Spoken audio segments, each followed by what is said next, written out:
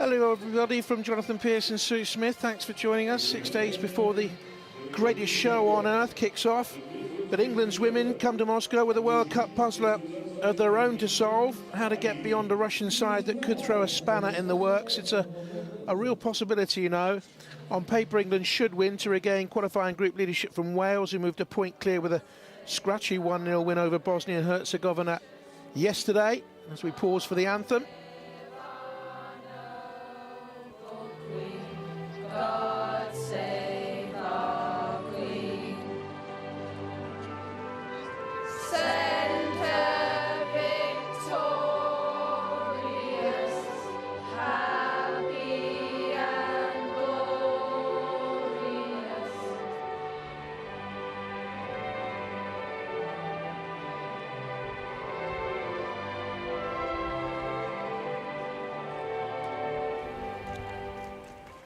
Well, I'm glad we paused for the anthem. I'm glad they pulled the effects microphone out from some of those players singing as well. I'm sure they'd agree.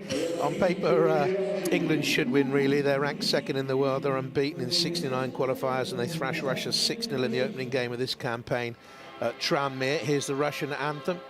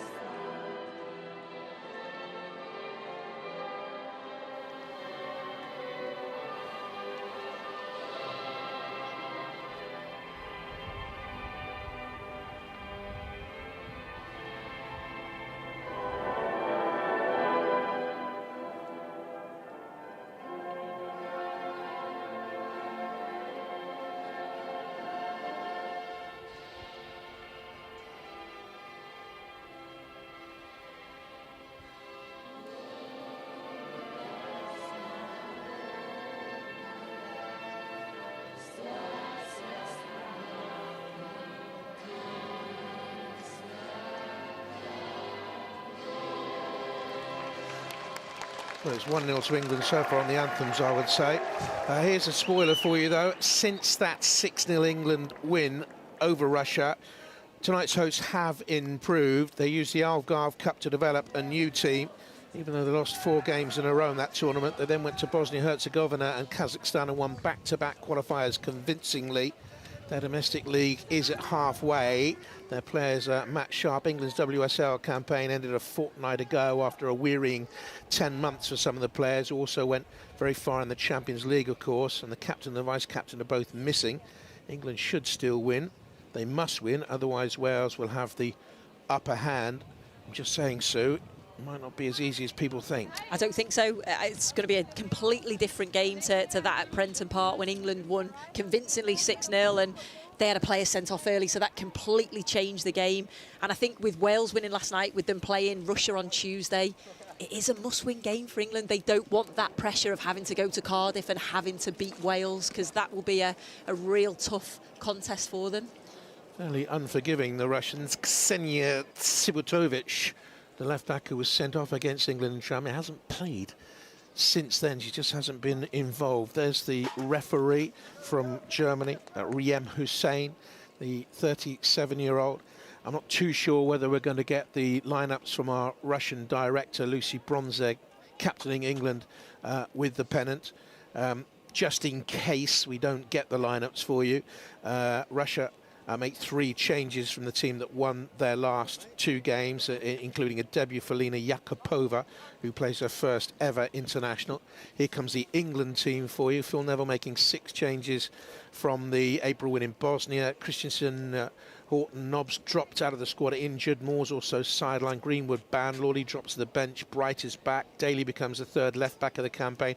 Scott 130th cap. Kira Walsh 5th, and returns for Paris and the double footballer of the year. Fran Kirby, Ellen White will lead the line.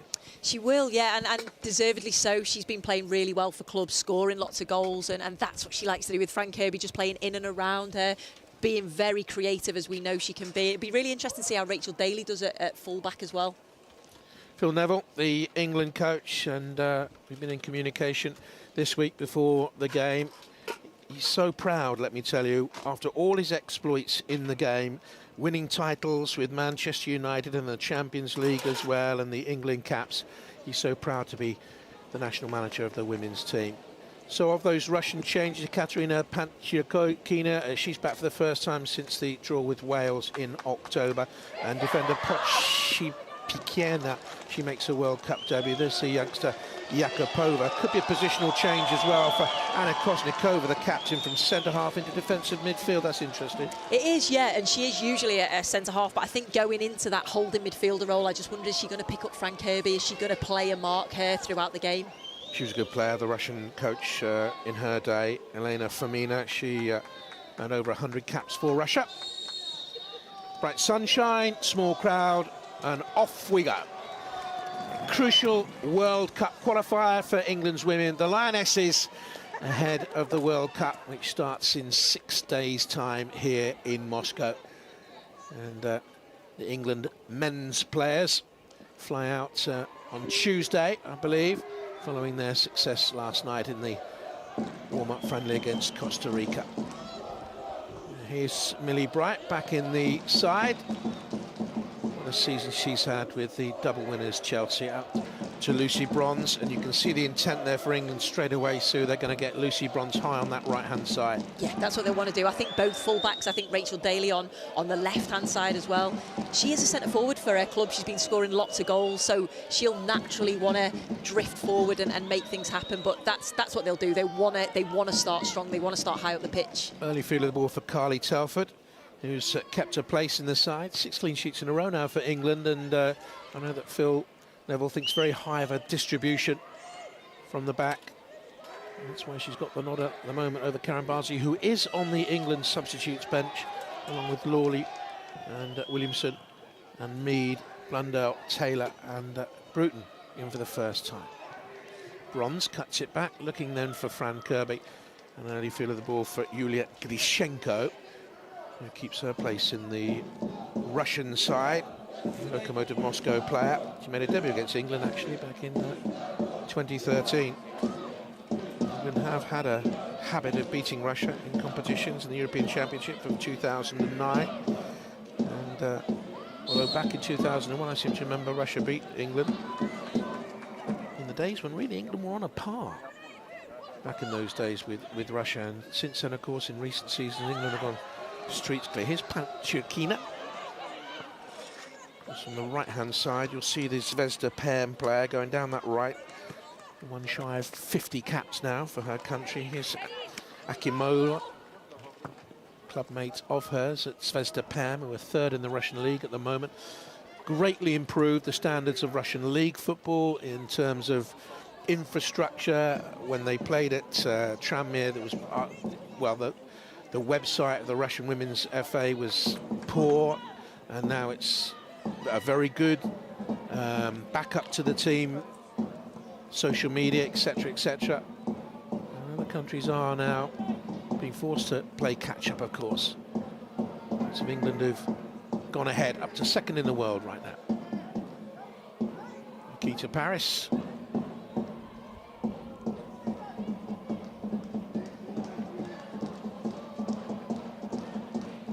Here's Fran Kirby. Wonderful season, the double player of the year. It's Football Writers Player of the Year and Players Player of the Year. She's just such an exciting player to watch, isn't she? Every time she gets the ball, you think something's going to happen. She looks to turn and face up defenders. There were 1,900 supporters when Russia drew with Wales in St. Petersburg back in the autumn. And certainly not as many of that number in the Sapsan Arena. Today it's the Lokomotiv Moscow Farm Club Stadium, Kazana, Moscow.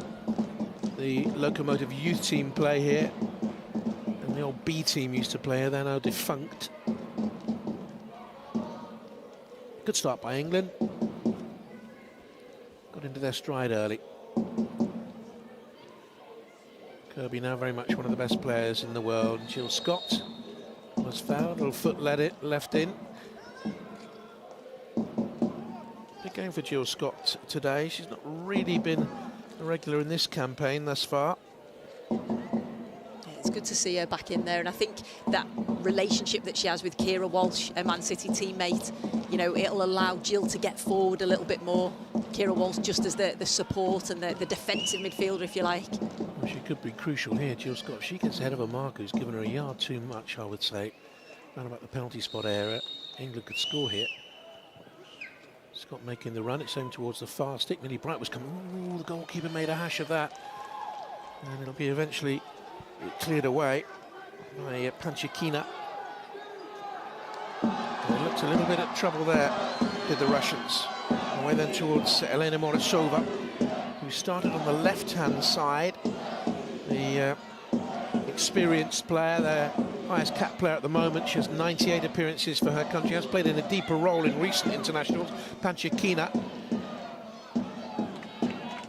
It's a goal kick, but the fact that Russia are attacking is a welcome sight for Phil Neville, because in recent games, Bosnia away, Wales down at St Mary's, the opposition really sat in deep. Yeah, I think that will help England. The fact that if Russia do commit players forward, that just gives space in between for England to exploit, and we know that they've got players that can do that. So he'll be happy with the fact that Russia are going forward, as long as they don't score. 5 minutes gone in the game. Here's Rachel Daly, plays a football in the USA with the Houston Dash side.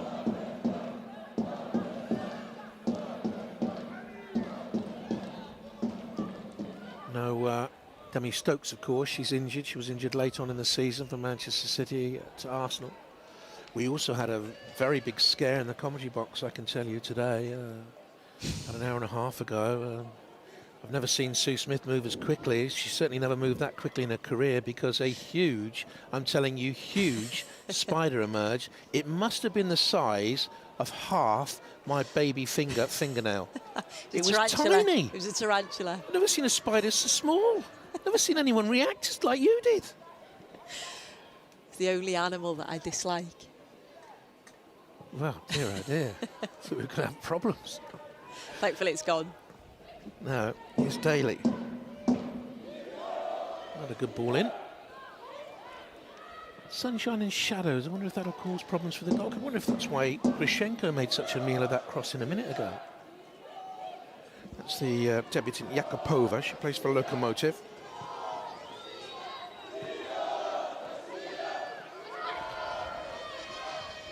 Shmianova, one of their best players, wears 10. Just watch out for her. She scored a couple against Kazakhstan and a couple against Bosnia in their recent wins. He's an ever-present for them this season, Russia. 7 minutes gone. A couple of hours ahead in Moscow from UK time. During the Men's World Cup, starts next week, we'll be crossing 4 or 5 time zones for games, and yet only a third of the size of Russia is actually being used. Staggering. Here's Shmianova.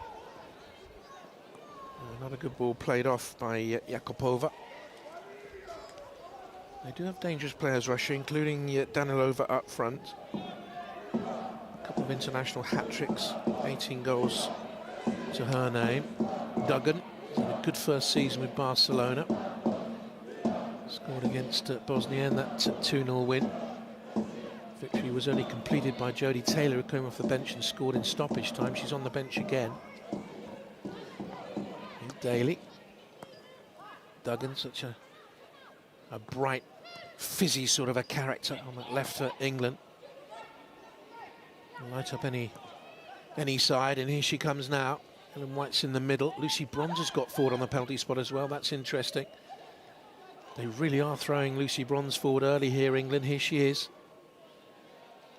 Jill Scott back to her. She was inside the penalty area moments ago, Jill Scott, as that attack built up. Now Nikita Paris. Hurdled the challenge and cleared away. Good play initially, though, from England, the 1- and 2-touch passing. There's the big Lokomotiv Stadium in the background there.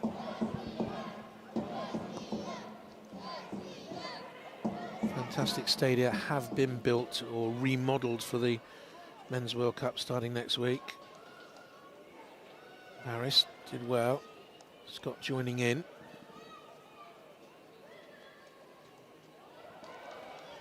Getting Russia on the back foot early here, England. It's fantastic qualifying record. England going back years. France, the last team to beat them in any sort of qualifier. It was in 2003. In comes across looking for Duggan, and it's sliced up and away and over by Akimova. And England have the first corner of the game. That was a good delivery there, and Tony Duggan was just putting the thumbs up. She knows that if she could have maybe got across her marker, she might have got an opportunity at goal. She's certainly got a height advantage over the right-back Akimova if England can get it into her. That's a lovely ball by Kirby into the box, offside anyway against Paris inside the 6-yard. The header went wide. I'd like to see that chance again, because I thought there was a Russian defender goal side. Chancer. It was a chance, and I think it come at Nikita Paris so fast she didn't actually have time to react and change her body position. But I personally didn't think she was offside either. Russia haven't qualified for a World Cup since 2003. They reached the quarter-final there. They were hammered by Germany 7-1. Connection to that from that team is Elena Danilova up front. She made a debut in that game and scored. Here's Bronze and Duggan, and closely marked there by Zjastinova, the regular left back. Scott around the corner. Kirby, lovely run into the penalty area, quick feet, but in the end couldn't get the pass away, and it's cleared by Akimova. Recently back in the squad for the Algarve Cup after 6 years out. Here's Paris, change to the left-hand side, no foul. Playing for it, just a goal kick. Rather ran straight at Podjepiakina. Initially, though, it was a great first touch. That's what they always say, don't they? Play the ball in front of the defender. And as you're going, they have to bring you down. Tall Podjepiakina there, wearing 7 with the lime green boots. She was one of the players brought into the Algarve Cup tournament. They finished bottom, they lost all their games, but they were fashioning a team there. And when they played at Prenton Park, I thought they looked sluggish. They didn't have any great pace. They've got a little bit more pace about them now. Yeah, completely. You know, I've never seen a Russia side as poor. But I think we have to probably credit England and how they performed and how clinical they were in front of goal that night. Certainly played well, England. Yeah. Started brightly here, but Russia are also positive. And England will need to certainly look out for that. Smirnova beyond a marker into Danilova. Good to get a shot away coming out from the penalty area. The spin and get the shot on goal. Daly looking for Paris. He stayed on this left-hand side. That's a hooked effort. Not a bad effort at all by Podjepiakina.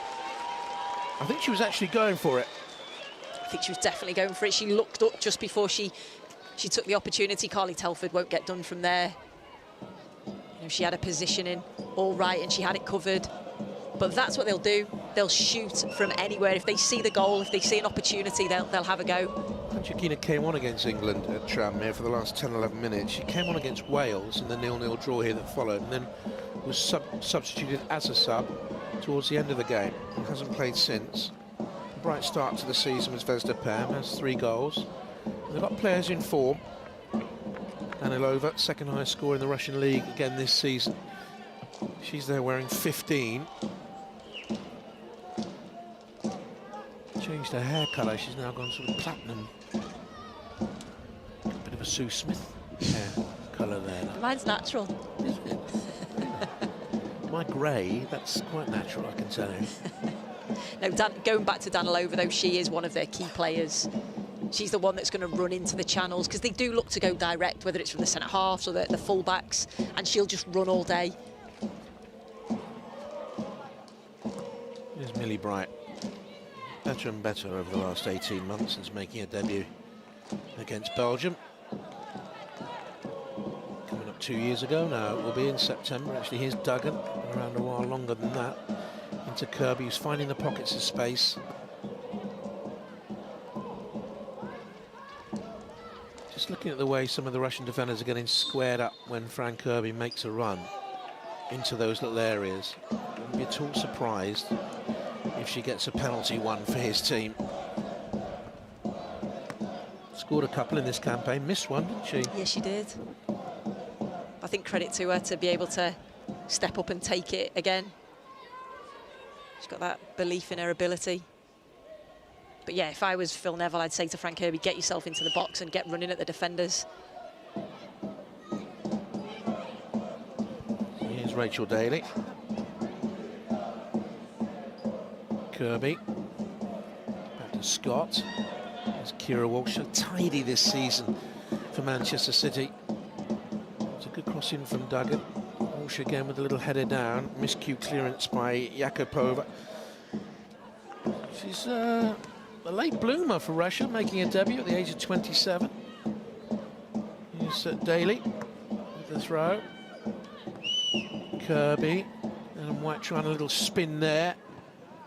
Preferred to Jodie Taylor in leading that line. Had a fantastic season, Ellen White, with Birmingham City. Leading scorer in the WSL. Duggan did well. Ellen White couldn't quite get there quickly enough, but she's getting a little run in the side now, and a deserving player, richly deserving player, Ellen White. Really is, and it's good competition between those two. Both goal scorers, both work hard for the team, great movement, and that's a good problem for Phil Neville to have. What is the main difference between Ellen White and Jodie Taylor? I think they're similar in the way that, like I said, they both can score goals, they can both run off defenders, their movement is very good, their link-up play is very good. I don't know. What would you say the main difference is? I think Ellen White will take a more physical challenge. I think she's a more physical player. She can withstand challenges, and I think on a game like this, I think she'll maybe show for the ball a little bit more than Jodie. I think they link up so well, her and Frank Kirby. And you can see if Ellen White drops in, Frank Kirby naturally will then drift forward. And that movement is so hard to play against as a defender. Well, I know how much he thinks of Frank Kirby. He's the sort of gem in his team's makeup at the moment. She's the player that could go on and become global star in France next summer if England get there. But let's not forget Wales, because that was a very important victory won with a Kelly Green goal yesterday. And it's Wales who sit on top of the group at the moment, a point clear of England, who have to go to Wales in August. And that's what England wouldn't want, it to have to go down to that last game away against Wales. We've seen what happened when we played them at home, and I believe we're doing that game, you and I, Sue, in August. You'll have to come looking for us in the Tube. First of all, we'll be there, won't we, with our violin and our guitar, trying to earn a few pennies. Not a pretty sight, I can tell you. Here's Daly. Lead away.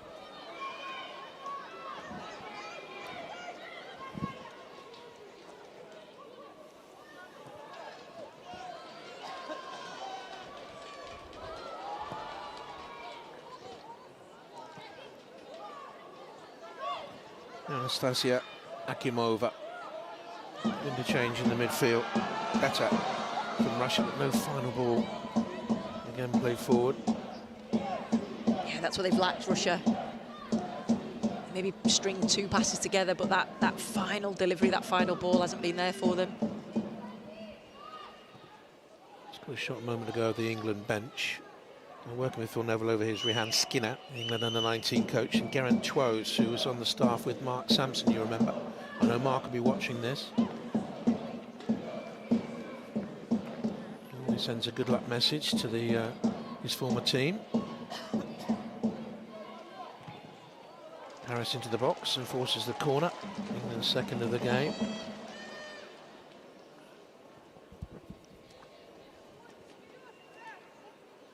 Most of the England team would like to see Mark back in the game somewhere. Interesting that Annie Aluko's gone abroad now. She moved to Juventus. That's a great move for her. This is a good move here by England. Duggan drives the corner out, looking for Millie Bright around the corner.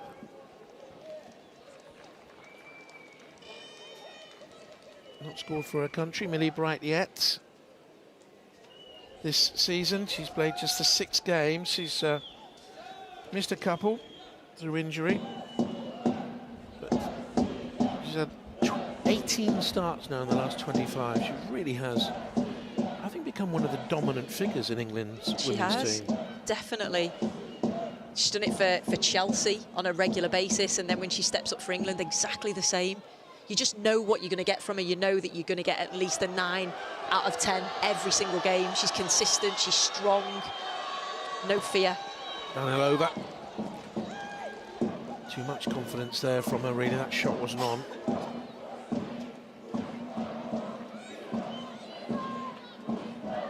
I think Carly Telford was saying don't give her that much time, though. Don't allow her to turn and face you and have a go. Now, you can just see that renewed shape for Russia. Kozhnikova's gone back in there as a central defender of 3. She was marked down on the official graphic as playing as a holding midfield player, but she's gone back in there where she normally plays. Yeah, I think what she's trying to do is step out when Frank Kirby drops into those little gaps, but she's not been able to get anywhere near her. Kirby's movement so far is absolutely key. Here's Bright. 20 minutes gone. Daly. England had to be very patient in Bosnia before Duggan, and then that late penalty by Taylor gave them the victory. And against Wales, the Welsh goalkeeper was exceptional. One of the best goalkeeping performances I think I've ever seen in the women's game. Which is nice, because often goalkeepers do still get criticised in the women's game. Front to White. Cleared away by Kozhnikova.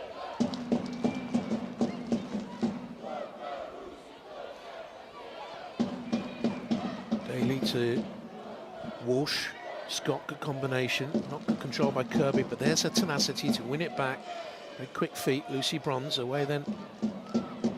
Duggan has gone to that right side early on. In comes across 1-0 England. Great goal, Nikita Paris. Really well worked team goal. England lead on 21 minutes in Russia. Fantastic goal from England then. I've got to say, that come from Tony Duggan. Lovely bit of skill. Popped up on the right-hand side. Wrong-footed the defender, and then a really good delivery. And I was saying before, could Tonya Duggan got in front of her marker? Could she have done that? Nikita Paris did just that there.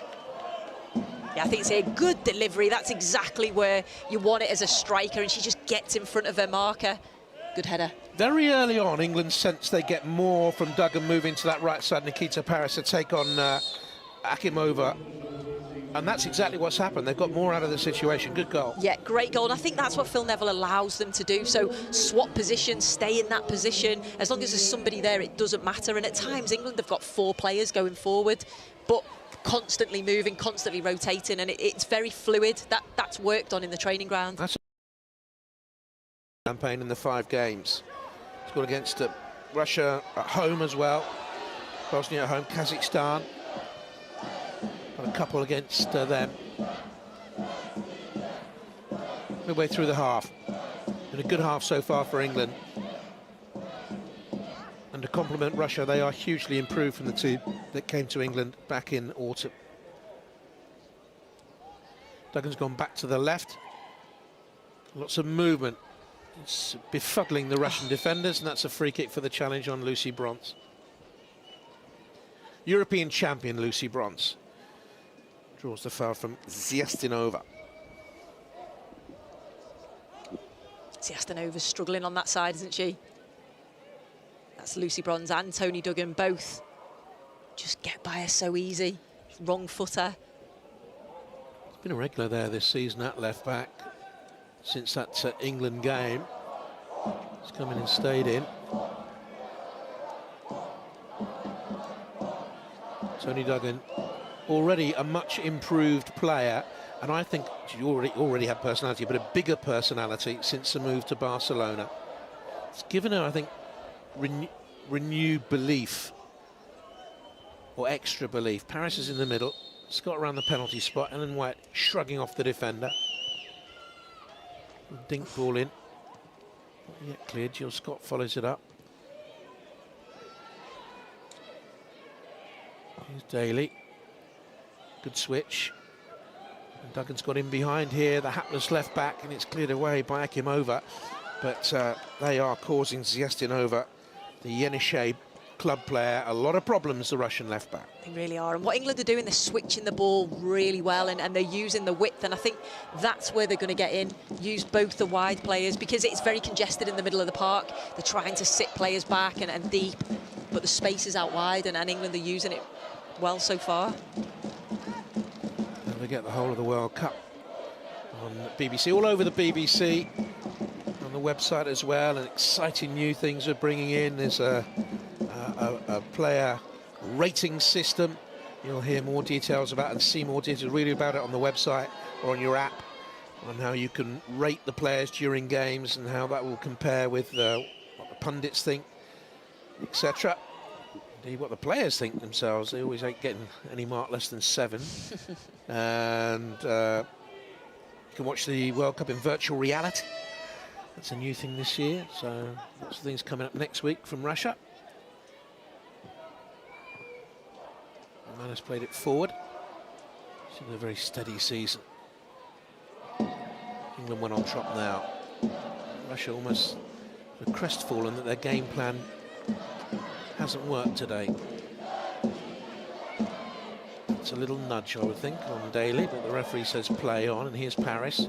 Couldn't get cleanly away from Shmianova, who's won it back this time. CSK Moscow player. England come again, Daly into White, now Scott off to Kirby. They can't pin her down at all. Walsh through 2-3 weak challenges. Might have just been clipped herself there. Lucy Bronze. Still can't get over the fact that when Leon signed her, they published the fact they'd signed the best left back in the world. There she is. Best left back in the world, pumping forward on the right side, which is, I think she has played on the left before, but she's a right back. Great cross in, looking for score! Wonderful goal, England. Beautiful cross, and Jill Scott, back in the World Cup side, scores her 20th international goal. Again, another great delivery from the right-hand side, this time from Lucy Bronze, and that's what Jill Scott can do. She makes those late runs into the box so difficult to pick up. If you're looking from a Russian perspective, their marking is awful from crosses, from set pieces, but Lucy Bronze, she can see Jill Scott, has good movement from her, just pulls off the back shoulder. She's going to score when she gets into that position. Real cool, calm header, but what a delivery from Lucy Bronze. Very good team performance so far from England since the end of the WSL. Phil Neville's had the group in the build-up to this game, and they've certainly benefited from that time. That's a lovely goal from Jill Scott.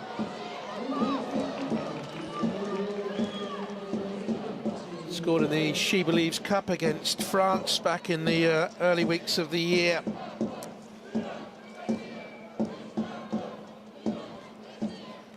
Big game player is Jill Scott, big goal scoring, big competitions.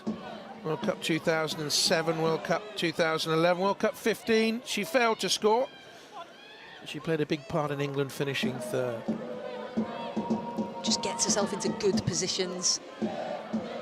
But defensively, I'd keep saying, from an England perspective, get the ball out wide, because Russia, first of all, they're not closing the ball down, they're not closing the cross down, and then they're not marking the players in the box. We are travelling over to the Men's World Cup, by the way. There's a formidable group of England travelling supporters for the women's side have come. You'll find that it's Moscow is an expensive city and can get a little bit chilly at night.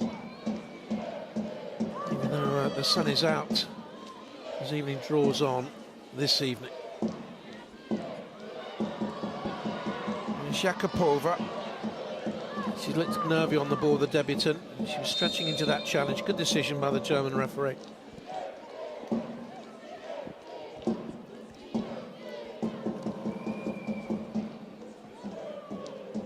Moscow's a much changed city these days from when I first visited it in the 80s. And those lights were out about 8 o'clock. Now it's a really vibrant city. Great things to do and see. There's Danilova.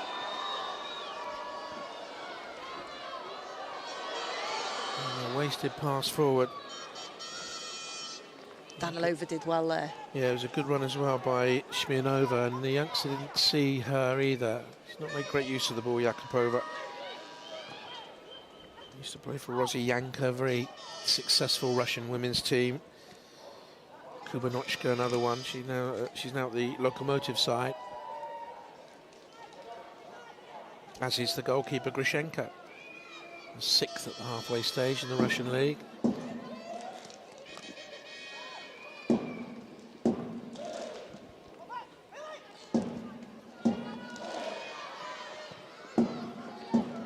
Away by Bright.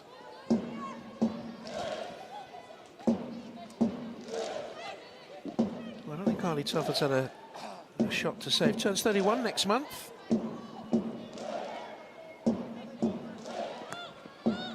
Debut won some 11 years ago for England. She's had to wait patiently for the remaining 10 internationals to come.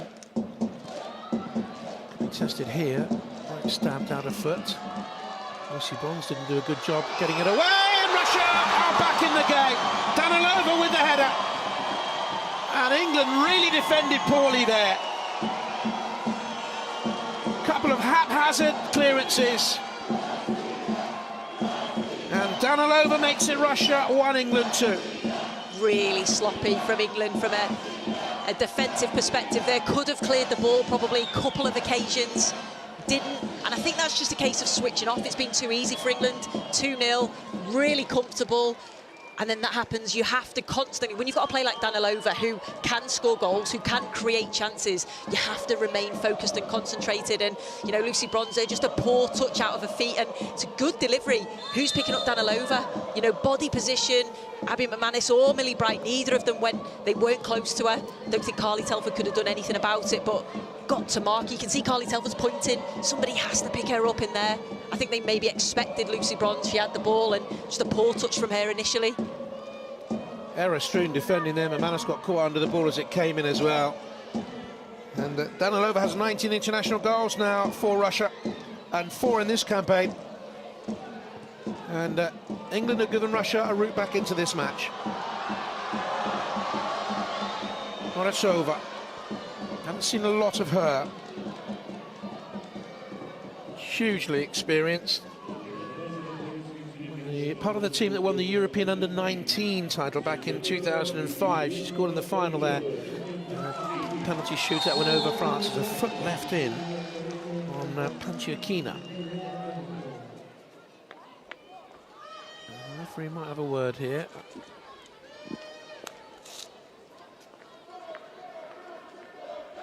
I think it was just Coming together, wasn't it, yeah, Daly? it was more than anything.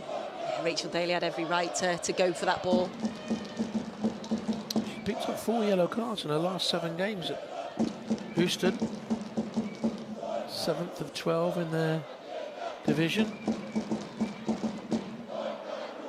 She's certainly a physical player, even playing up front, because when we played together at Leeds and at Lincoln, she was a fullback, went to America, started playing as a forward, and now she's obviously gone back to the fullback position there. I know you're a big fan of the Russian supporters' songs. What are they singing soon? Come on, Russia. Oh.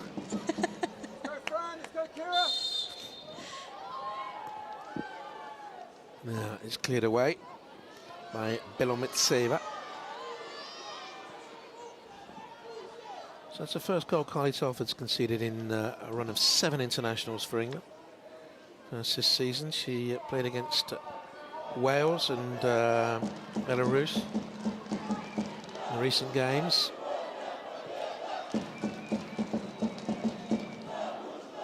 Bright. England just need to get back into their stride. Lovely movement from Tony Duggan. Here's Abby McManus, 6th international for England.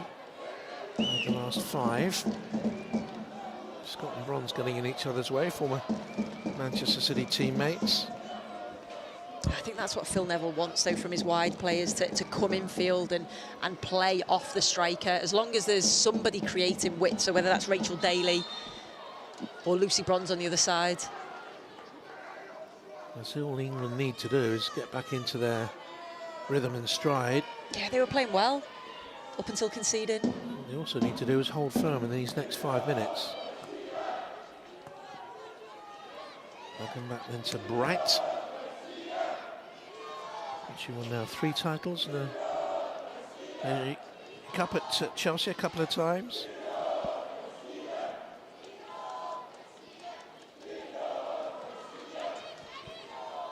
Nikita Paris there on that far side. In 2017, she gave me one of my best football memories, you know, when she scored in the European finals. Portugal, was it, Sue? I think it was. The smile. Just lit up European women's football. Just unbridled joy. I'll never forget it. Kirby all now allowed to turn and move on to the ball. Danger for Russia. That here's Duggan. Russian fullbacks aren't dealing with the England wide players at all. It's a lovely ball and it's a beautiful goal. A gliding run by Jill Scott. A beautiful ball in. 10 minutes to go in the first half. And England carve out and create another really well-worked goal and have a 2-goal buffer again. Again, it's just a long ball into the box that Russia just can't cope with. And Jill Scott, you look to you when they got a goal back, and you look to your experienced players to come in and make something happen. What a run into the box. And then it's that cool, calm finish. Kira Walsh spotted the run of a Man City teammate, and then it's just outside of the foot, just taps the ball past the goalkeeper, Grushenko. Again, I think she could have done much better. Grushenko either come to the ball, she didn't do anything, didn't make herself big, but brilliant from Jill Scott there. Even though they're 3-1 up though at half-time, bet your bottom dollar that Phil Neville will turn around and say to them at half-time, concentrate. Yeah. You have to concentrate because it was a poor goal they conceded. And they had a wobbly 2 or 3 minutes. Here's Jill Scott. What a return to the side for her. Have to be patient this season. Harris. Bronze. Steered away by the tall Podshi Biekina. And here's Morozova. I think she's being rasted by Russia, playing as far wide on that left as she is. She's played more in the centre and, as I said before, in a deeper role of late. And she's a player that looks to get on the ball and make things happen from deep. And with her being out wide, she's not really had that opportunity to influence the game at all. Walsh. And looking for another runner in there. This time Grushenko comes and punches. They've not dealt with the wide players well, and they've not dealt with England's movement well. Jill Scott's just left a foot in. And there is Elena Morozova, who was fouled there. Getting on in years now. She's 31. She's one of Russia's most successful players ever. She won 6 titles and 5 cups in her playing career. Been at 3 Euro finals. Walsh, and looking for the ball over the top. This time it's Paris who hairs off after it and couldn't get there. That's certainly the ball though, isn't it? Either the ball into the box with midfield runners or just the ball diagonal out wide. In behind, I think when it's from deep as well. You've certainly got the pace, both Duggan and Nikita Paris.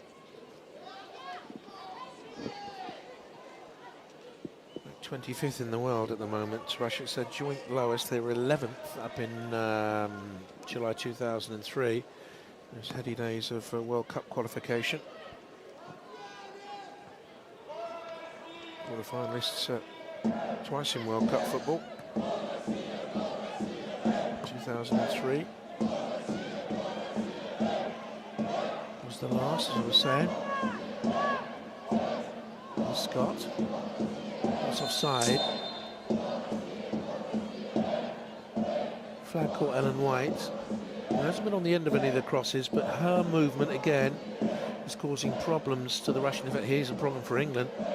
Now it's Nikita Paris who stayed down. I don't know if that was off the ball as well. Straight away, Jill Scott was... Yeah, quite frantically. Yeah. Nikita Paris isn't a player to stay down. Hope she's okay. Referee had a word with Morozova.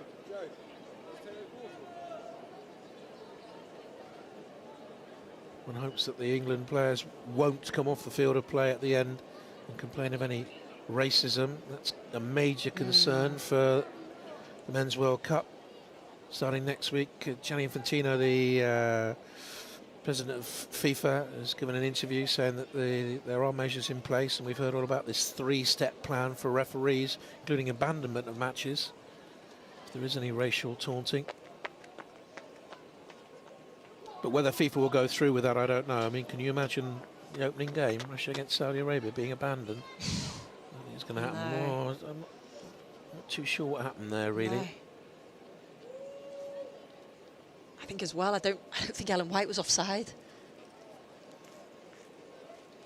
She's okay, which is a relief. Might be a few bumps and sprains and twists. It is an artificial surface. England played on those in the World Cup finals in Canada, despite the fears, you remember? Yeah, they've been training on the 3G pitch as well at St George's Park, I think, to try and just get used to playing on that surface again, because it is slightly different. Ball moves differently. You trained well in Canada, didn't you? Different sort of training to my leisure time, I must admit. Panchakina. Scott. Well, she's been the star. Ellen White, typically abrasive there. Lost out in the end to Smirnova, but England have it back. You have got some new training gear anyway, haven't you? Pardon? I have, yeah. I've got a bright yellow skin-tight running top from the London Marathon to take to Russia. How do you think that would look? What do you think? I think we need pictures. I think I'll look the business. We definitely need pictures. If there wasn't a security alarm at Russia FIFA 2018 before, then there certainly would be that day.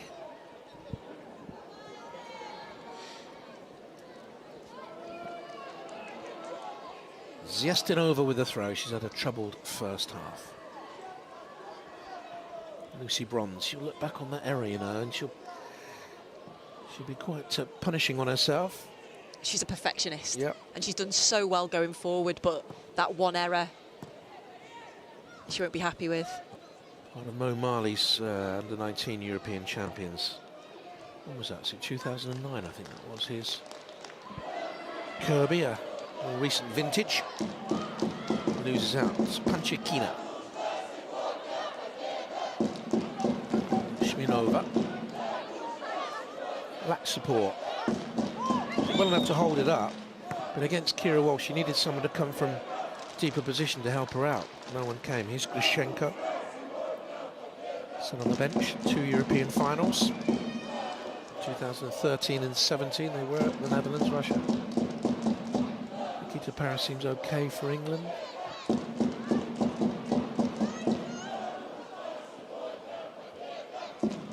What a Jekyll and Hyde side Russia are. 1 minute you think they've massively improved, and then they give the ball so poorly there, give it away. Here's Kirby. I think the problem with them is consistency, even consistency throughout a game. You know, they'll string a couple of good passes together and you see a bit of quality, but then... Yakupova there. Not a great ball back to Kozhnikova, but she has settled a little bit, the debutant. There's going to be a yellow card. Foot was a little bit high from Panchakina.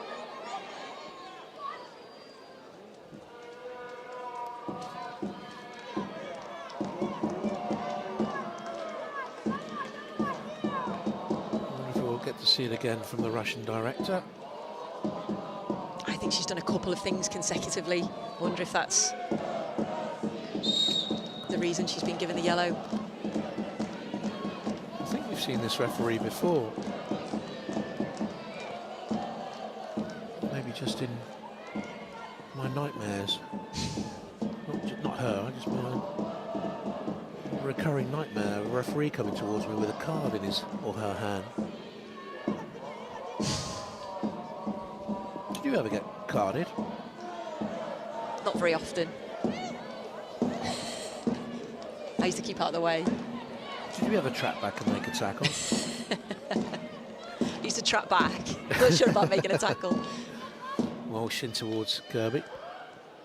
Here's Scott. Again, long-legged and deceptive on the ball. Crowded out.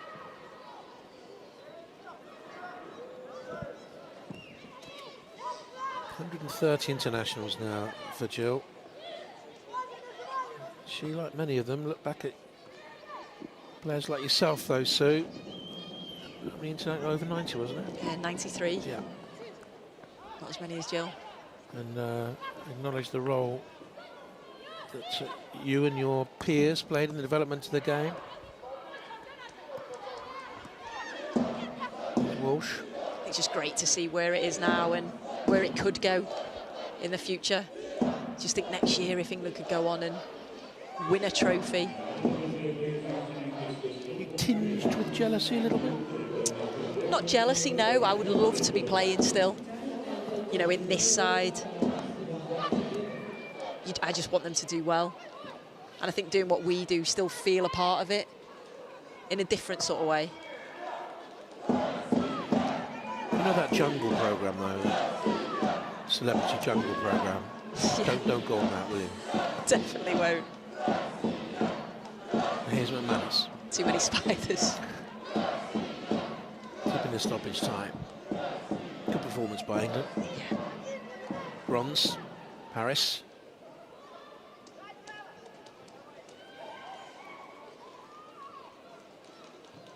She'd be furious with herself for that mistake for the goal.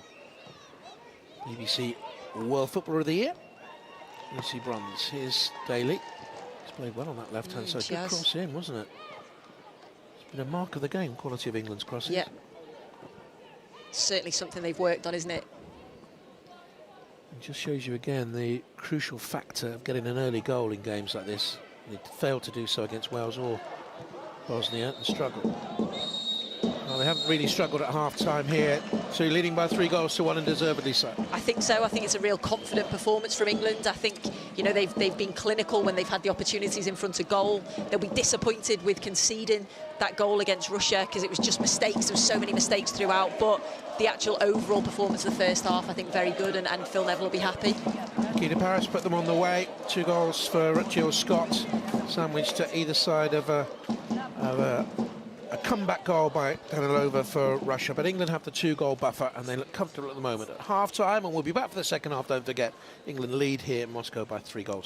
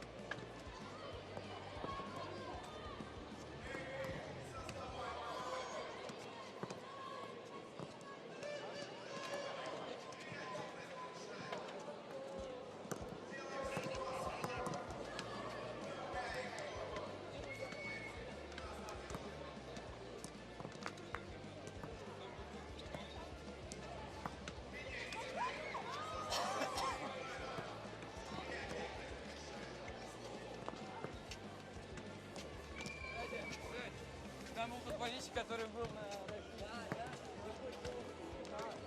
Я его слышал такой, вали его!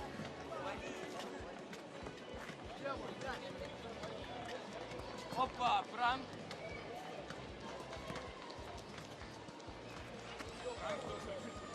Нет!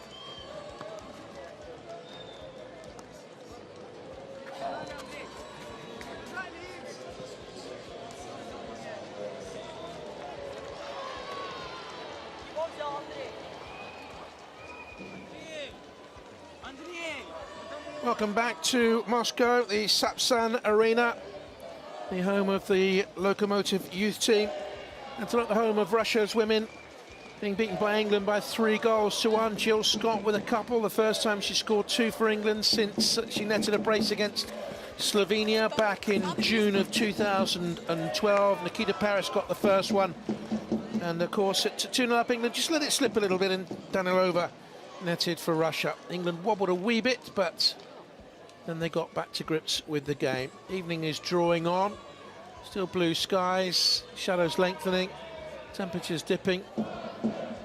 You'll see supporters with coats on, and you can also see that Nikita Paris is back out there towards the bottom of your picture there, just adjusting her shirt. She picked up a knock in the first half, but she's okay. That's good news. The referee from Germany has a check.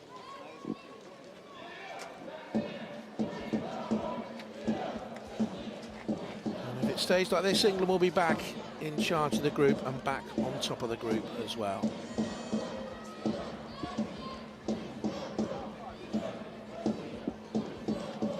Referee just waiting until she gets the permission to get us all off and underway.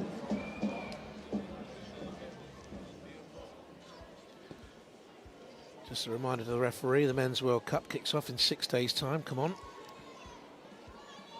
Here's one important stats for you. England 3 goals from 8 attempts. This is my maths for you, so off we go in the second half then. And an early feel of the ball for England's goalkeeper, Carly Telford. England well in command. Very impressive. Most of the pitch now in shade. It's Abby McManus of Manchester City. Runners up this season in League and Continental Cup, and semi-finalists in Europe and also in the FA Cup. The question of being this season's bridesmaids, and never the brides, although of course big summer for the captain, who's not here today. She's actually had a knee operation. I wish her well on that, but Steph Horton went down the aisle. Crossing from Fran Kirby. Is she married? Was she due to be married? Due to be married. She's had a hen do. So a few of the girls went along to that. And then a wedding's coming up soon, I think. But the captain's out, the vice captain's yes. out. Izzy Christiansen, who's so vivacious and important for England, often used as an impact substitute, but she's had a terrific 18 months with England. She's not here either. Jade Moore, who played very well in the last game, and I think is so underrated as an England player. She's not here, injured. It's been a very useful England performance without those sort of players. Because it could have made it quite a tricky game because of all those players, experienced players, like you mentioned, missing your leader, your captain. But they've managed to... I think that's the strength, isn't it, of this England side, that they do have strength in depth now, that they can bring players in who can do a very good job in replacement. Shminova towards Moritsova, hasn't got into the game anywhere near enough. Moritsova. Time is drawing tight on her international career now. She's, as I said earlier, in her 30s. She'll complete 100 internationals for her country against Wales on the 12th. Crucial game that for Wales. They can regain top spot. If it stays like this, England will go top again tonight, and England looking for another good run in there by Fran Kirby. Acknowledges the pass, but just too much length on it. Perhaps she didn't get into a stride quick enough.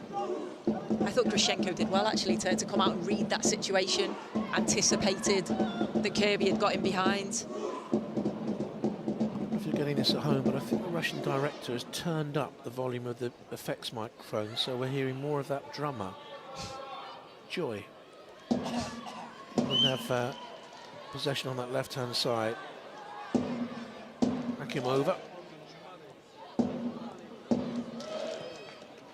Koshnikova certainly playing deeper than she was supposed to do, and she's given the ball away. I think it's been a muddled Russia from the first 15 minutes onwards, and Kirby looks for White.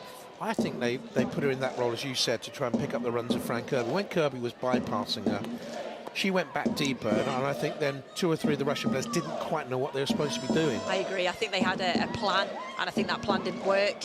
Here's Kirby again, breezes into the edge of the penalty area. She was rather crudely pulled back by the captain, Anna Koshnikova, who gets a yellow card, all at sea.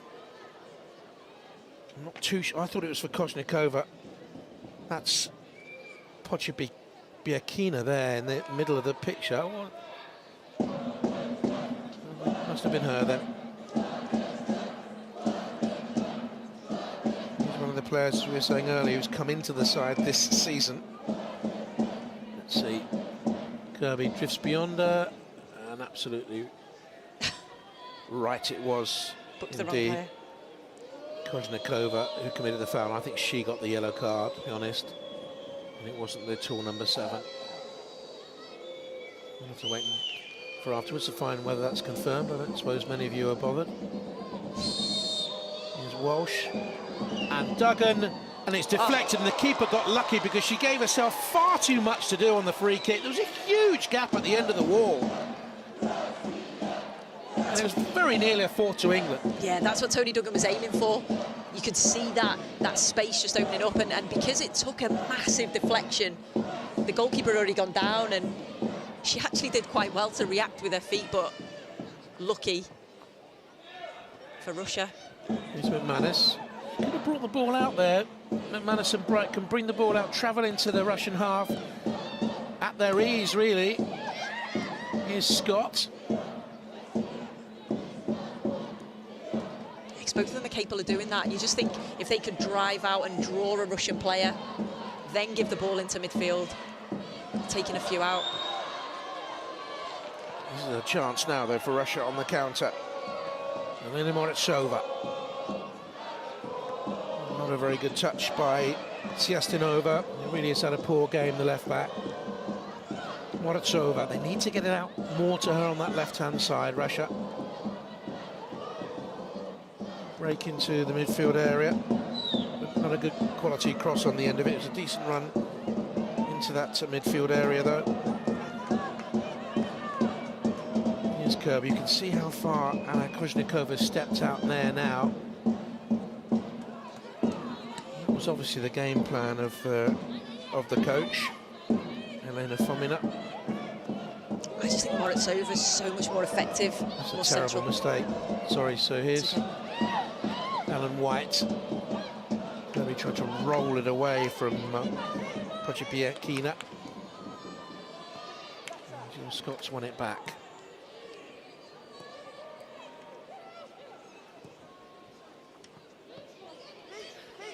Two for Scott today. She's got 2 in her last game for Manchester City, I seem to remember, at the end of the season. Here's Paris.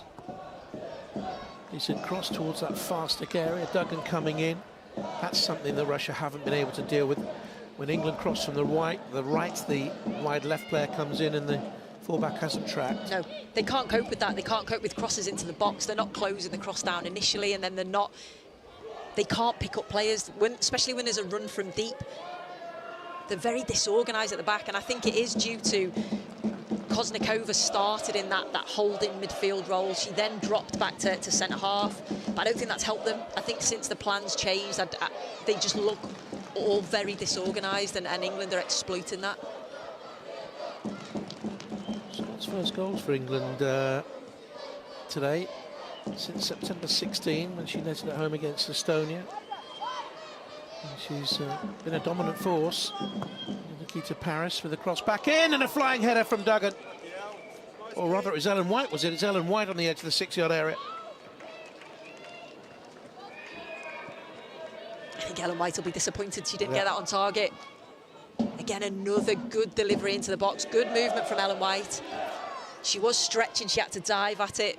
Just got underneath the ball. Well, a memorable moment for me in a commentary position in 2017 was her face when she scored against Scotland in the Euros, because she's had so many injury problems. Ellen White, the Scots won't appreciate that comment, but because she's had injury problems and she's had to fight, really, I think, for recognition for the player she is with England. It was a moment of unbridled joy for her as well. Yeah, no, I agree. She's gone through some tough times with injury, and that's the type of person she is. She's so resilient. She works so hard, gets herself back into the best possible shape, and she's playing so well, and deservedly so. She's been starting games for England. Hugely popular, isn't she, within the group? Yeah. She's just such a nice girl as well.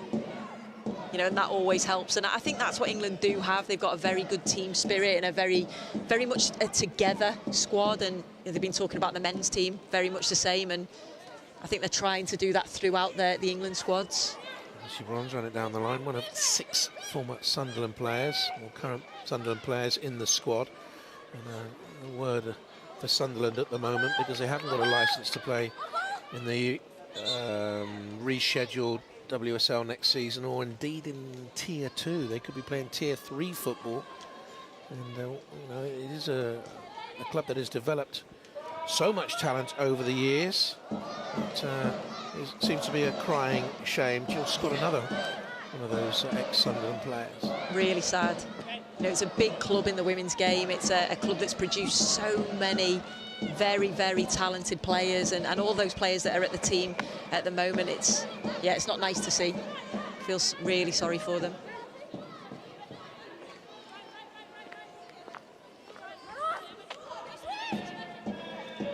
Justinova with the throw. England need to retain their focus. Foot left in by Paris. Play on. Justinova being to it by Lucy Bronze, who tried a little cannon there, tried to deflect it off the Russian left back. He'll take the throw in.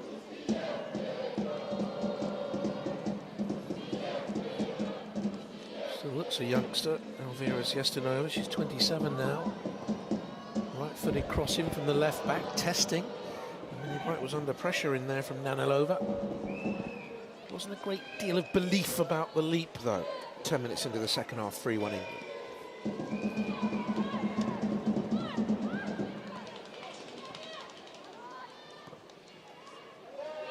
Paris. Bronze back to... well, this is Bronze got a problem. Which is okay. Here's Walsh. Busy evening. She played well. That's a lovely ball as well. Daly get the cross in. Wants to tap the near post. Half cleared away. Duggan hits it.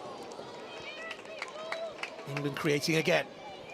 Good movement again on that left-hand side. You mentioned it earlier in the first half where Tony Duggan comes in field, and as she does that, Rachel Daly then makes that overlap. I've been impressed with Rach Daly on that left-back position, because I was wondering how she'd cope when you're not playing in that position on a regular basis for your club. It's quite difficult, isn't it, the positioning side of it, but I think she's done really well defensively and going forward.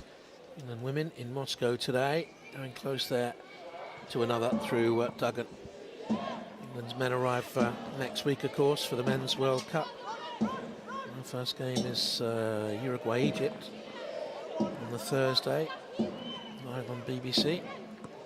Paris in then to Walsh, back it comes to Scott, testing cross for the goalkeeper, who dealt with it very well, right across BBC TV and Radio 5 Live, the FIFA World Cup of 2018 on the BBC website and app and iPlayer, and the red button, connected TVs. And the new features, as I was saying earlier, on the player rate app. You'll be able to rate players from 1 to 10 as many times as you want, from 30 minutes into every game until 30 minutes afterwards. And the virtual reality app, you can really immerse yourself in a matchday experience for all 33 BBC live games from the World Cup. It's downloadable from the Apple and Android app stores, I can tell you. I can tell you it because it's written here. I don't really understand that, to be honest with you, but anyway. There you are. What does that mean? Morris over, beaten to it by Lucy Bronze. I was really impressed then for a second. I wasn't going to get away with that, was I, really? Here's Bright.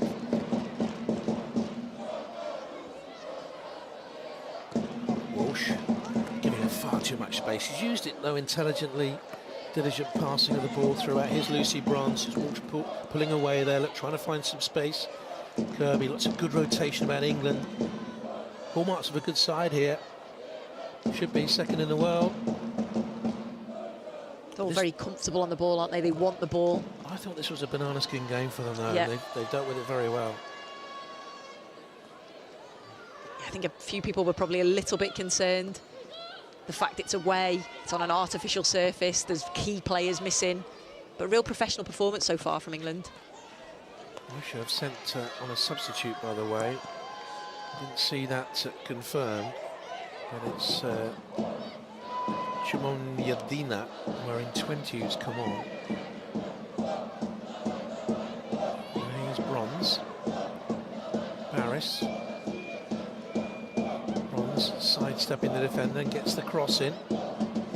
Shminova helps it away. Blonde defender looked to be in distress there. Ilomit Saver, she was drawn towards Lucy Bronze.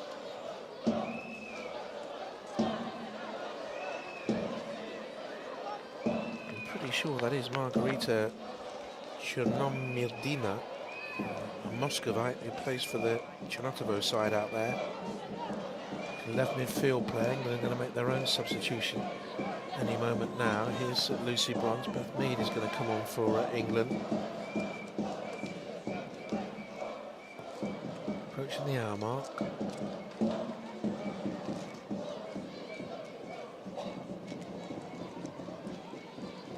Steady work. Daly with the throw. Tuggan.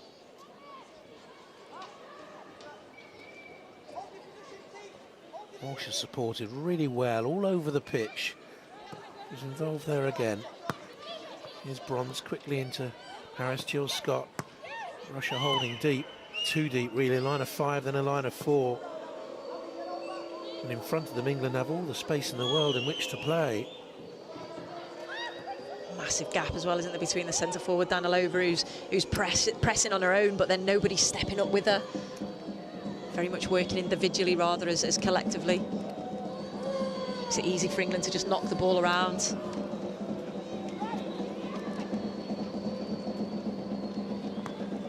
I really see the point in these Russian tactics at the moment. Group winners go through, and it's only the best few runners-up who have a chance of making the finals.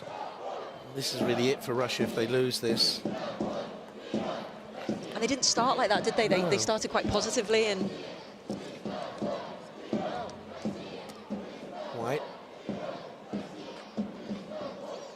Well enough to step away initially from Koshnikova, who was there. She's worked really hard. And it's going to be Tony Duggan who goes off. Beth Mead will come on.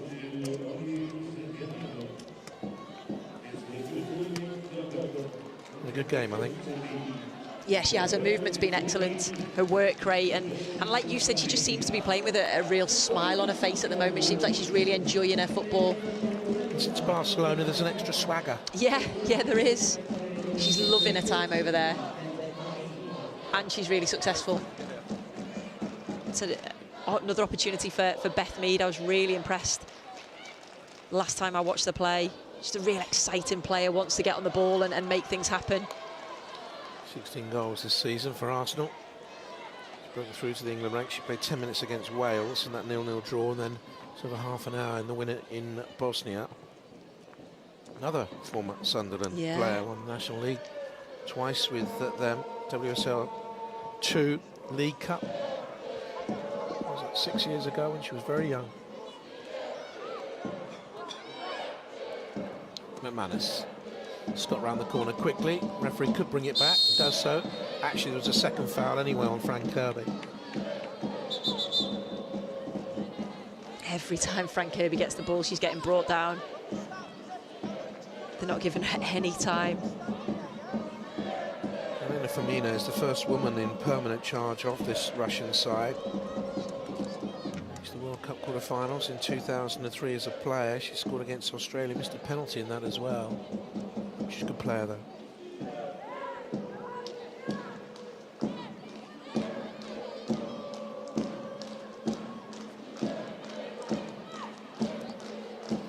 Well, there you're seeing a picture of Margarita Chinomedina, who gets cautioned. She's the substitute who's come on. Walsh with the free kick, good movement. And that's a corner kick. Good early movement from Beth Mead there to force that situation.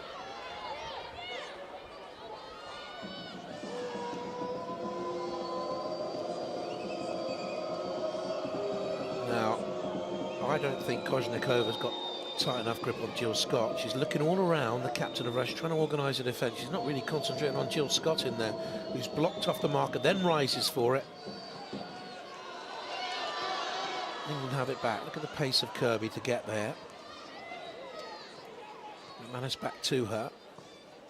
Oh, it's a poor challenge. The referee should stop it. Yeah, the bring out a yellow card. Yeah, I agree. You've got to protect her.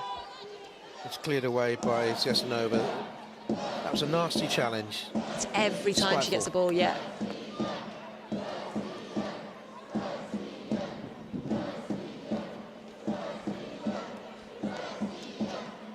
England in total command now. Mead. Came away off Kozhnikova. Very experienced. This is her 79th international, the Russian captain. She's been poor though. Lucy Bronze. They've done well, you know, in their previous game, the previous victories against, I know against Bosnia and Kazakhstan, the two worst teams in the group, but it was a settled team, it was an unchanged team for the second of those games, and I think Femina's just overcomplicated things today. Yeah. And if you're going to detail someone to watch Fran Kirby, you have to detail a better player than Anna Kozhnikova.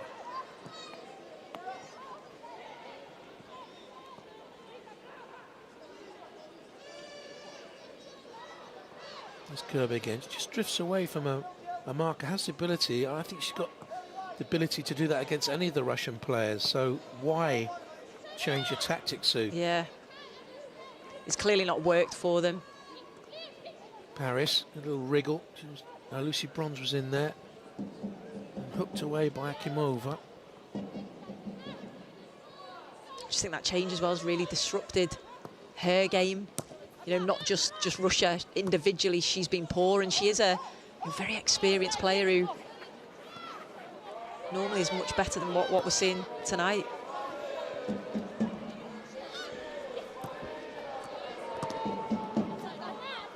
They'll be running into the defender that time, Belomitseva. There is Kozhnikova, the captain. They can't get out of their half, Russia, at the moment.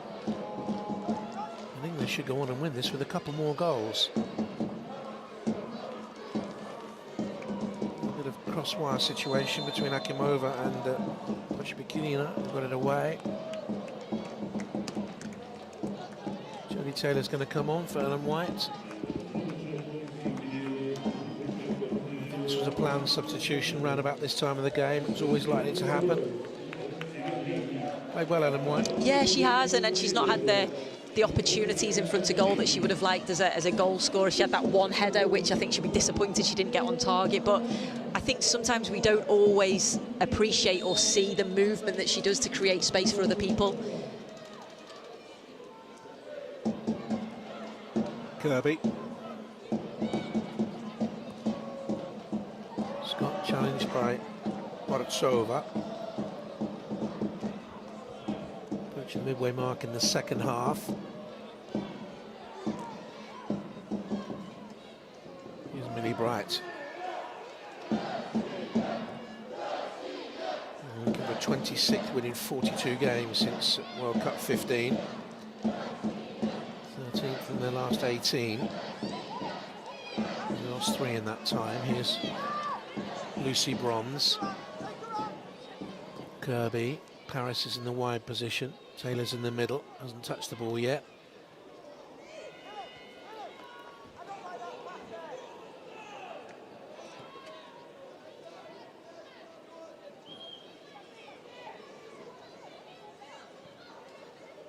It's the first poor cross of the game, I think, from England. Did take a deflection.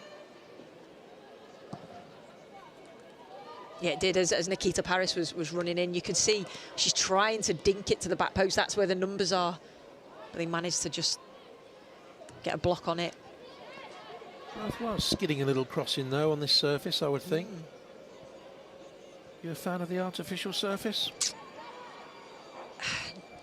I see a benefit for it, but not really, no. I personally prefer to play on grass. I think as I got older as well, certainly hurts the old joints. And it is different. I think it worked in Canada more than what we all thought it was going to. Didn't really notice it, to be honest. No, we forgot, didn't we? And I think the players said the same. Well, we forgot where we were most of the time, to be honest. More it's over. She stepped out again now, Koznikova. She has advanced a little bit. Too far for Ziyastinova. Just the quality of Russia's passing's really letting them down going forward. Reached the Euro finals in the Netherlands. They didn't get out of the group stage. They beat Italy 2-1 it was, wasn't it? And then they lost to Sweden 2-0 and Germany 2-0. Taylor holds it up well. Here's Jill Scott.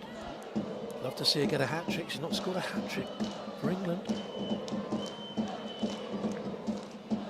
McManus.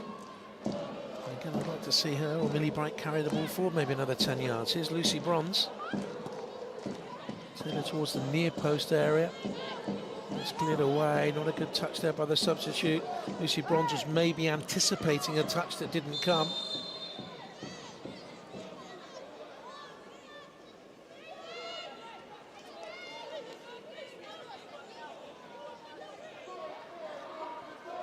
Not actually sure what the referee's blown up for there. Is it a late challenge from Lucy Bronze?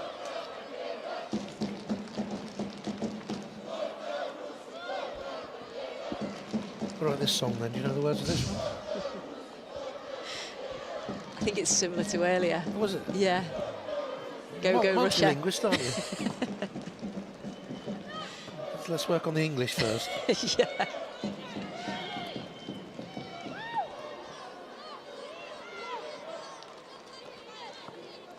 Mid-saver. And here's Ziyastinova again. Around the squad now for 2 or 3 years. She was one of the players who played at the Euro finals. Make another change now.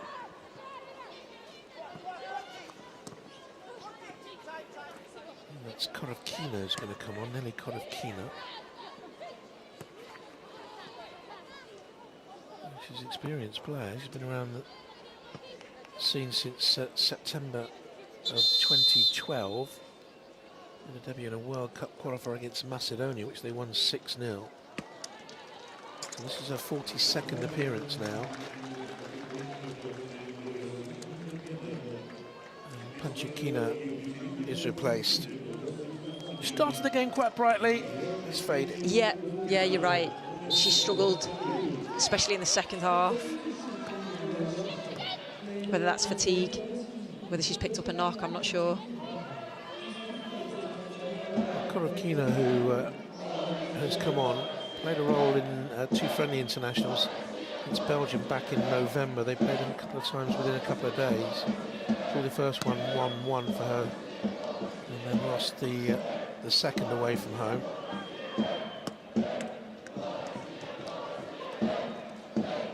I seem to remember she was part of the Euro 13 side. She hasn't been a regular, anything like a regular over the years. I just think if Russia are going to get back into this game, they've got to commit players forward. Danilova's completely isolated up there, and the ball forward to her it's just a hit and hope, isn't it? There's no quality in it. Poked effort wide from Kira Walsh, annoyed with herself that it went wide. You know that game at Tranmere, Danilova got more and more isolated as the game went on. I know they'd been hit for 6 after the sending off, they fell apart. But it just seemed to be, as the game went on, a gloomier, more morose lack of belief when they could have got themselves back into the game. Here at 2-1, you know, they conceded again almost straight away and gone 3-1 down. There's been no belief in this Russian side in the second half at all.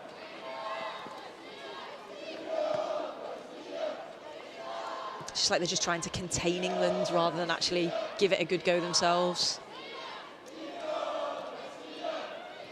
And the men's national team in a tough group. Saudi, they don't win their opener, they're in deep trouble. Uruguay and Egypt are in that group as well. Egypt don't concede many. And Uruguay, of course, have got a couple of strikers you may have heard of up front, Suarez and Cavani. The one yesterday, I think it was, Uruguay men in their last warm-up beat Uzbekistan 3-0. Here's Lucy Bronze, Kirby, Scott. Made into the penalty. Lucy Bronze up there now. Walsh.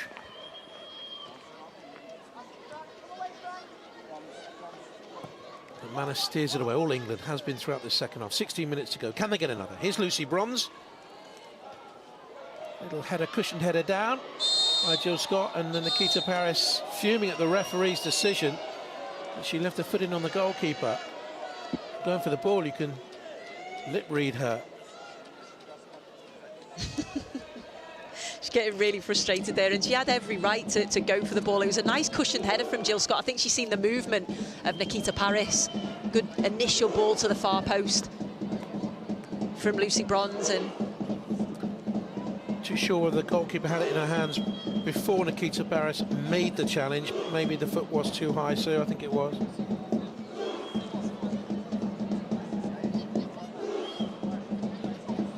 Kirby. I think she's been exceptional. do you know what's really impressed me? The fact that she's been kicked, she's been brought down, she just gets up, gets on with it, keeps going, keeps doing the things that she's good at. It's not affected her game at all. Mid-20s now, really coming into her prime as a player. Here's Jill Scott. Kirby from range. Poor goalkeeping. And Jodie Taylor, she's penalised for taking the ball off the goalkeeper. I don't think she had it in her hands there again. No, the goalkeeper spilled it, and again, that's what Jodie Taylor does. That's a striker's instinct, straight away follow the ball in. I don't think she did. I think Jodie Taylor did run the ball out of play in the end. But yeah, poor goalkeeping, and yeah, Jodie Taylor does well, reacts so quickly. It's never a foul. No.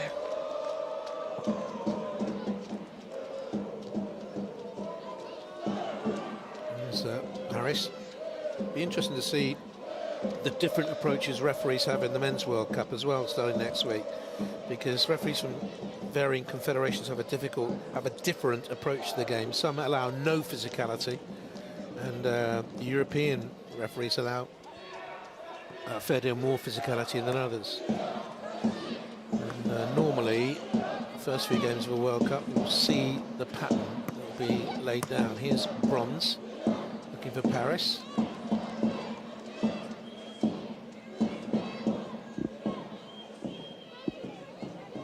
So if it stays like this, and there's no reason to believe it won't, advantage will be England's again in the group. They would move to 16 points, 2 points clear of Wales, but then Wales play Russia in the week.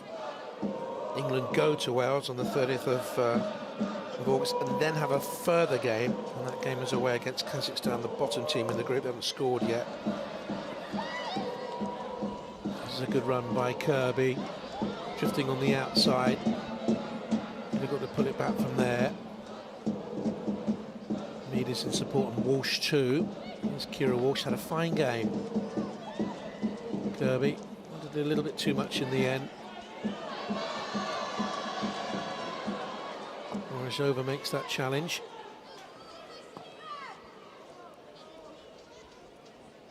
Here's Walsh, covered a lot of ground. Kirby around the corner quickly, looking for Jodie Taylor. I was going to say, I can't remember Kira Walsh giving the ball away. I think she's been excellent. She plays so far beyond her years. She's 21, isn't she? She just plays in that position like she's been there for years. Just dictates the play and wants to get on the ball. She can switch the play quickly, great vision. She's certainly the new Farah Williams. Not saying that Farah has finished with England, because I think far from it. Phil Neville has said the door is open to everyone. She's got great experience, Farah. There's a shot from Smirnova.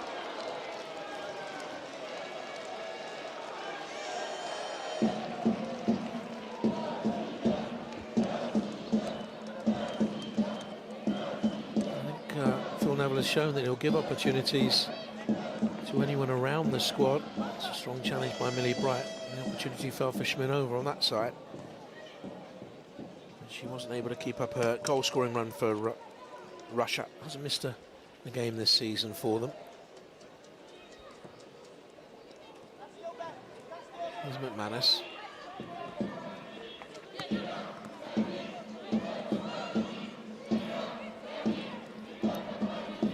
The biggest compliment to England you could play is that they have not missed.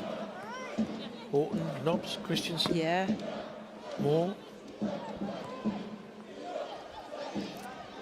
There's Millie Bright.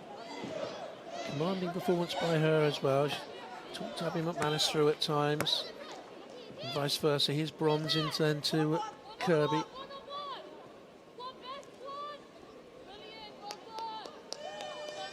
So one-on-one, you could hear the shout. Yeah, Jill Beth Scott. Mead. Yeah, Jill knows from her Sunderland days as well, and she knows when she's 1v1 against the defender, she's got the beating of her. A substitution for the Russians coming up. Off goes Elena Danilova. On comes Katerina Shokhneva from CSK Moscow. 83rd appearance for Russia. She's got 17 goals in that side. Can play through the middle, but normally goes to the left. Plays off the left-hand side. Around the scene for 9 years. She played at Euro 2009 and 2013 and last summer in the Netherlands. And she came on against England in Tranmere on the left-hand side of midfield. There's one appearance in these championships so far in this qualifiers. Oh. Here's Kirby then. At times she's just taken the ball away from a Russian defender so easily. Walsh, will she ever go? Lovely ball. It's scampering on. Made away by Belamatseva. And here's Morozova, very deep.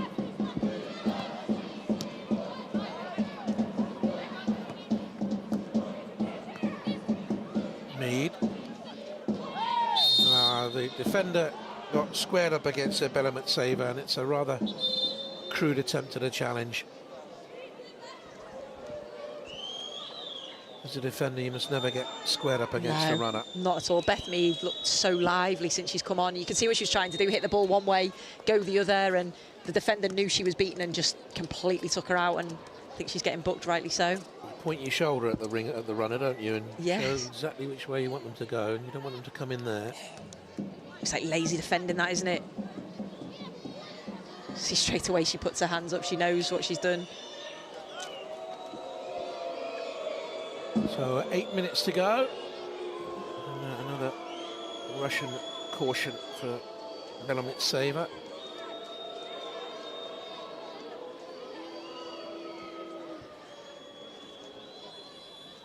Jill Scott hat-trick time. Walsh is over the ball. Can Jill Scott get away from a marker? It's aimed in towards her, glanced away. Here's Daly. Away by Morozova.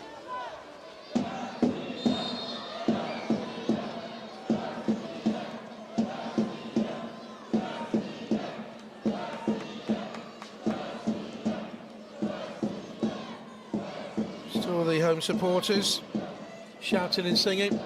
The women's game has not developed in Russia anywhere near as far as it has in England. So a decent run here by Mead. Progressive run. This time it's the England player who fouls Bellamont Saber. And another England substitution. And a lovely moment here. Leah Williamson. Be her England debut. She was in the squad against Kazakhstan, and the Arsenal defender will come on for Kira Walsh. Can play in midfield. Under 23, under 20, under 19, under 17 captain, under 15 captain. Scored that weird penalty in the Euro under 19 qualifier against Norway, didn't she? When they'd come back the next day and play the final 2 minutes. The original game had been abandoned at that stage, and that was the instruction. Looks like Leah Williamson's it's a like-for-like swap. I think she's just going into the role that Kira Walsh has been doing for the game. And like you say, she can play centre-half, she can play centre-mid. She's very good on the ball, technically, very gifted. Just a sort of message to send out to the England's men's team. I know that Gareth Southgate and the team will be watching this somewhere, somehow. Phil Neville's team have shown them the way. And of course, everyone wishes them well. Certainly prepared well, haven't they?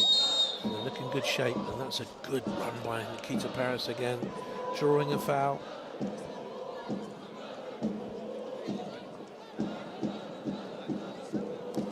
Frank Kirby's going to have a go here, I think. Just a nudge and a bump. And a third nibble. I think no, that wasn't a foul. The referee's pulled it back for the earlier one.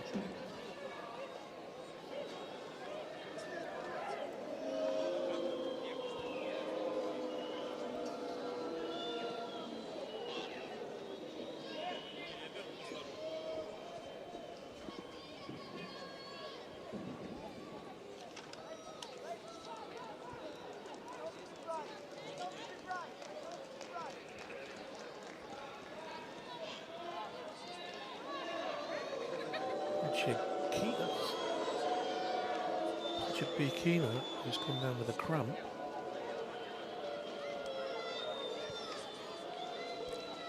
I don't think she covered enough ground to get that, to be honest. 4 minutes to go. I think Frank Kirby wanted to take it. And she's going to get a chance, but no. And England have made a mess of that. Paris. Well played.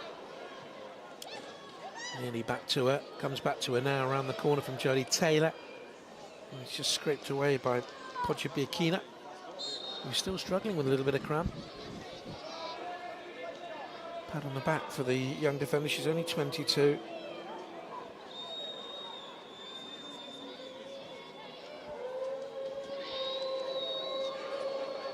Mead will take the corner. Still with 3 minutes to go.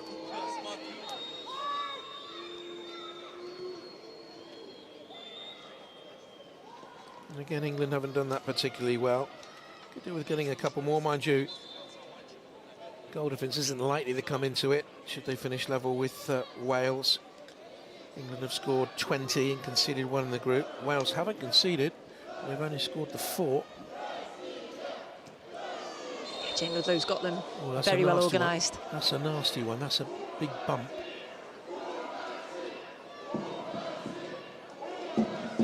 She's okay. Rachel Daly.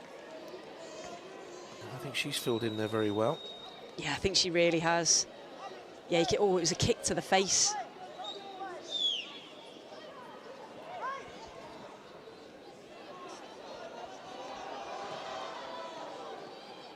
Here's Bright.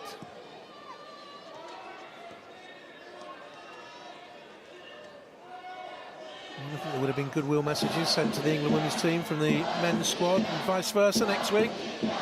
Seems to be a feel-good factor at the moment about... Definitely, yeah. I know they were watching the men's game yesterday, supporting them. And I think that's nice. They've been interacting at St George's Park, and I know the girls have had a good build-up to this game. Alex Danson, the GB hockey player, I know she spoke to the team on Sunday night and shared her experiences of winning gold medals and what she's had to go through in her career. And I think that's something that a lot of sports are doing now, aren't they?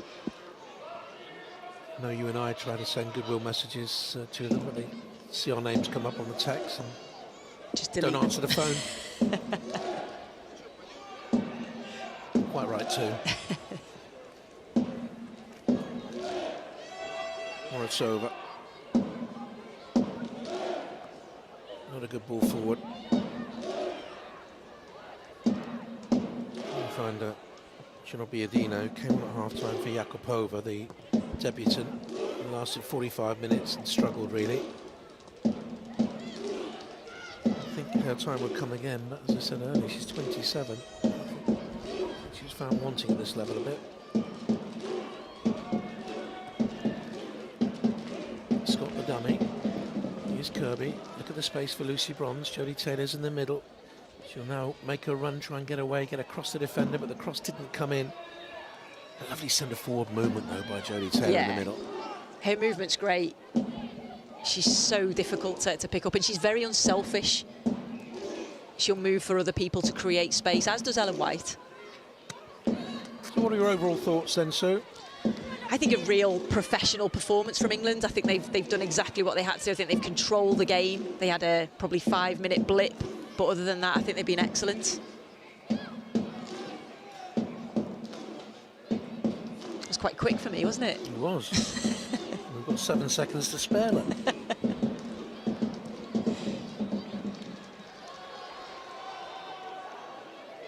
And 4 minutes. You could have gone on and on. I was going to say, I'll go you again. normally do.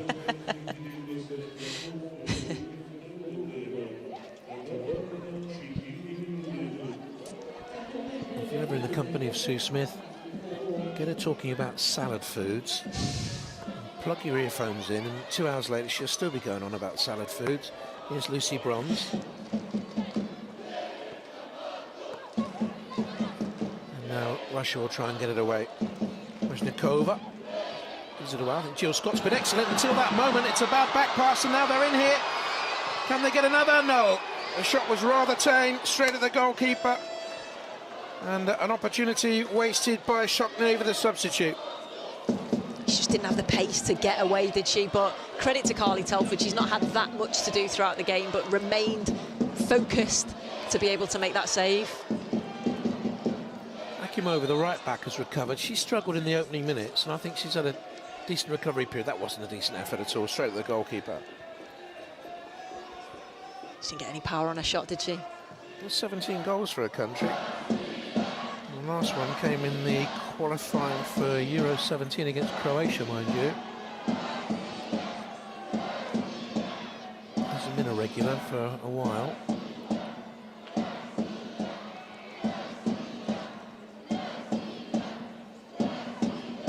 There's Lucy Bronze.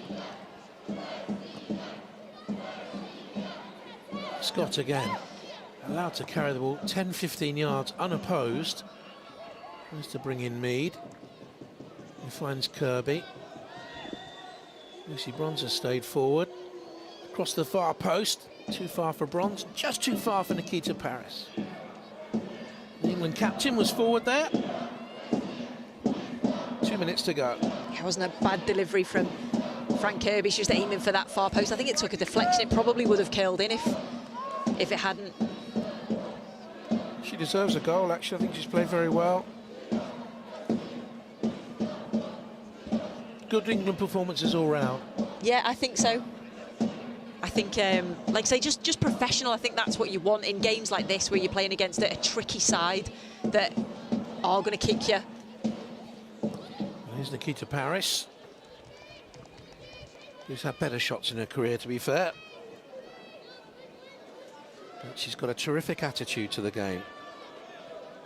Our ball, girls, our ball. Call from the England bench, win the first ball.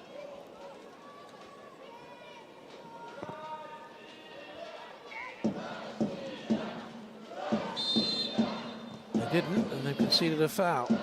Williamson jumping in there to Smirnova. I do rather think Russia have wasted their most creative players, Moritsova, Smirnova. And Danilova worked her socks off and got nowhere and was too isolated and then was substituted. No chance here now, Smirnova out wide. Sokneva. Olga across the far post. Ah, it's a very important headed clearance. Abby McManus got ahead to it. Back in by Moritsova. Late flurry by Russia, headed clear by Millie Bright. And now here's me.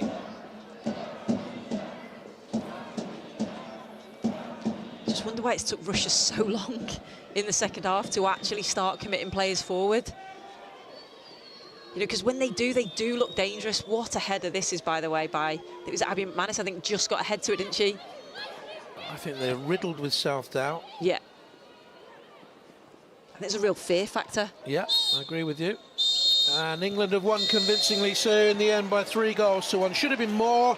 2 goals in the first half for Jill Scott. Nikita Paris having scored the opener, and Danilova for a brief moment gave Russia hope.